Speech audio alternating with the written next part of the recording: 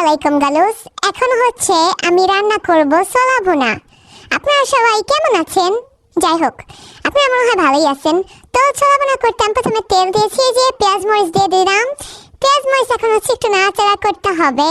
পরে এই যে এখন হচ্ছে যে একটু কাঁচামরিচ দিছি, এই যে এখন হচ্ছে একটু নাড়াচাড়া করছি আর কি।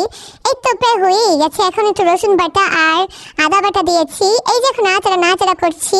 এই তো এখন একটু ঢেকেও দিছিলাম, তারপর আবার একটু পানি দিলাম। তারপর এখন সব রকমের হচ্ছে গুঁড়া দিব আমি।